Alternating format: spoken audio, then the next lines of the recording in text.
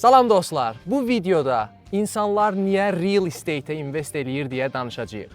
Bunun arxasında duran 7 səbəb var. Bu 7 səbəbi isə içəridə aydınlaşdıracağım çünki 100 dərəcə istilik var burada. Əgər 10 nəfərdən soruşsanız ki, niyə real estate-ə invest eləyir, hərəsindən bir cavab alacaqsınız. Biri deyəcək ki, mən cash flow istəyirəm, yəni hər ay mənim cibimə pul gəlsin. O birisi deyəcək ki, mən bu propertini alıram ki, bunun qiyməti 10 ildən, 20 ildən sonra qalxsın və mən milyoner olum. Və bunların hər ikisi doğrudur. Ancaq əsl investorlar və yatırımcılar bu real estate yatırımlarına bir səbəbə görə yatırım etmirlər. Bunların 7 səbəbi var ki, o səbəbləri də bu videoda ətraflı izah etməyə çalışacağım. Birinci səbəb nəqd axınıdır. Əksər investorların ilk baxdığı şey budur.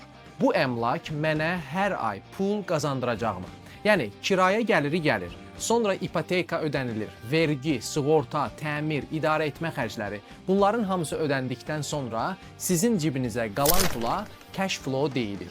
Bu, sizin aldığınız maaşa ən yaxın bir şeydir. Yəni, əmlak işləyir, xərclərin böyük hissəsi ödənir və sonda sizə pul qalır. Bu, həmişə böyük rəqəm olmaya bilər, amma etibarlı nəqd axını olan əmlakın böyük üstünlüyü var. Siz onu uzun müddət saxlaya bilirsiniz. Çünki bazar qalxsa da, düşsə də əmlak sizə hər ay pul ödəyir və panikaya düşmürsünüz. Ona görə nəqd axını daşınmaz əmlak investisiyasının ən vacib dayaqlarından biridir. İkinci səbəb vergi üstünlükləridir. Daşınmaz əmlakın çox maraqlı tərəflərindən biri budur ki, vergi sistemi əmlak sahiblərinə bir çox başqa investisiya növündən fərqli yanaşır. Əlbəttə, burada hər kəsin vəziyyəti fərqlidir və mən sizin mühasibiniz deyiləm. Bu mövzuda mütləq yaxşı bir spiyə ilə danışmaq lazımdır. Amma ümumi məntiq belədir. Daşınmaz əmlakda amortizasiya, faiz xərcləri, təmir xərcləri, idarə etmə və digər əməliyyat xərcləri vergi baxımından ciddi rol oynaya bilər. Məsələn, bina kağız üzərində hər il köhnəlir kimi göstərilir. Buna amortizasiya deyilir, amma real həyatda əmlakın dəyəri qalxır. Yəni, əmlak sizə real pul qazandırır, amma vergi hesabında çox daha az gəlir göstərilir və ya zərər kimi görünür. Bu, daşınmaz əmlakı başqa investisiyalardan fərqləndirən çox ciddi bir üstünlükdür. Çünki burada təkcə gəlir yox, gəlirin vergiyə necə cəlb olunması da önəmlidir. Xatırladım ki, sizin nə qədər pul qazanmağınız yox, qazandığınız pulun neçə faizini qoruya bilməniz sizi varlı edir. Üçüncü səbəb kreditdən ağıllı istifadədir. Daşınmaz əmlakı səhmdən və bir çox başqa investisiyalardan fərqləndirən ən böyük məqamlardan biri budur. Siz yatırımı tamamən öz pulunuzla almağa məcbur deyilsiniz. Məsələn, bir əmlak alırsınız, onun bir hissəsini ilkin ödəniş kimi qoyursunuz, qalan hissəsini isə bank maliyyələşdirir. Bu yatırımın əsas gücü də elə buradadır. Siz yalnız qoyduğunuz ilkin ödənişin yox, bütün əmlakın artımından faydalanırsınız. Tutaq ki, siz əmlaka 20% ilkin ödəniş qoymusunuz. Əgər həmin əmlakın dəyəri zamanla artırsa, artım yalnız sizin qoyduğunuz 20%-ə görə deyil, bütün əmlakın dəyərinə görə hesablanır.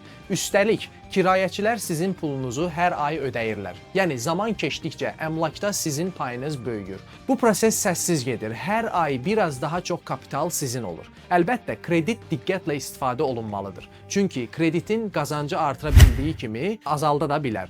Amma düzgün alındıqda, düzgün hesablandıqda və ehtiyatla idarə olunduqda kredit daşınmaz əmlakın gücünü dəfələrlə artıra bilər.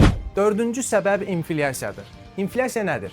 İnflyasiya pulun zamanla dəyərdən düşməsi deməkdir. Sizin hesabınızda duran pul zamanla dəyərdən düşür və alıcılıq qabiliyyəti azalır. Bunu başa düşən yatırımcılar öz pullarını daşınmaz əmlakda yatırmağa daha maraqlı olurlar. Çünki pul dəyərdən düşdükcə əmlakın dəyəri qalxır və beləliklə sizin qazandığınız pul heç bir vaxt dəyərdən düşmür. Hər şey bahalaşır. Tikinti materialları, xidmətlər, əmək haqqı, ərzaq, yanacaq, kirayələr. Nəqd pul bu prosesdən zərər görür. Amma daşınmaz əmlak çox vaxt bundan faydalana bilir. Niyə? Çünki inflyasiya zamanı kirayələr də adətən artır. Əmlakın dəyəri də uzun müddətdə yüksələ bilir. Tikinti xərcləri artdıqca mövcud binaların dəyəri də yüksəlməyə başlayır. Bundan əlavə sabit faizli ipoteka məsələsi var. Xoşbəxtlikdən Amerika dünyada yeganə ölkələrdəndir ki, sizin 30 illik sabit ipoteka almaq şansınız var. Əgər uzun müddətli sabit faizlə kredit götürmüsünüzsə, illər keçdikcə siz onu daha zəif dollarla ödəməyə başlayırsınız. Bu səbəbdən daşınmaz əmlak uzun müddətdir ki, inflyasiyaya qarşı qorunma vasitəsi kimi görünür.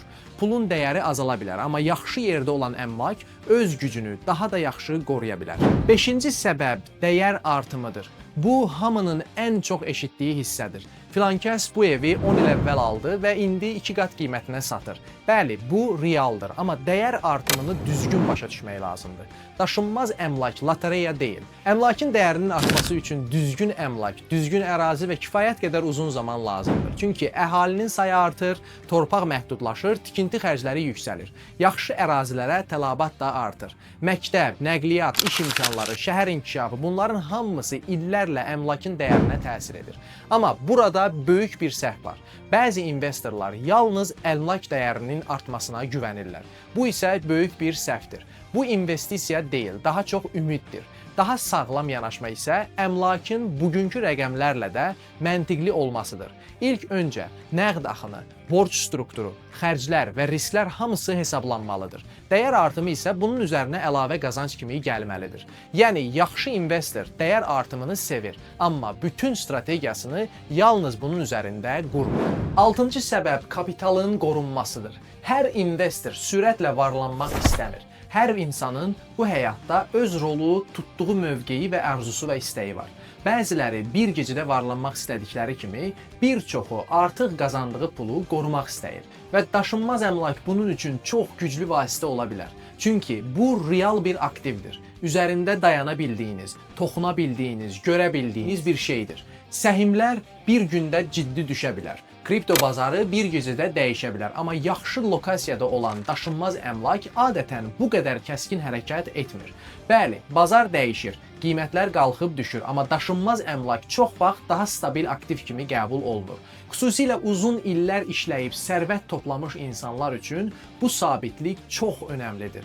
Bundan əlavə, bir gecə oxuduğunuz qərar əsasında səhəri gün əmlakınızı sata bilmirsiniz. Hətta bunun qərarını versəniz belə, siz evi marketə çıxarana qədər o xəbər öz qüvvətini itirir və bu fikirdən daşınırsınız. Ona görə də bazarda səs-küy olanda, xəbərlər qarışıq olanda, fond bazarı dəyişəndə daha çox insan real estate-ə yönəlir. Çünki insanlar pullarını daha dayanıqlı aktivdə saxlamağa maraqlıdırlar. 7-ci səbəb isə bütün bu səbəblərin birlikdə işləməsidir. Daşınmaz əmlakın əsas gücü də tək bir üstünlükdə deyil.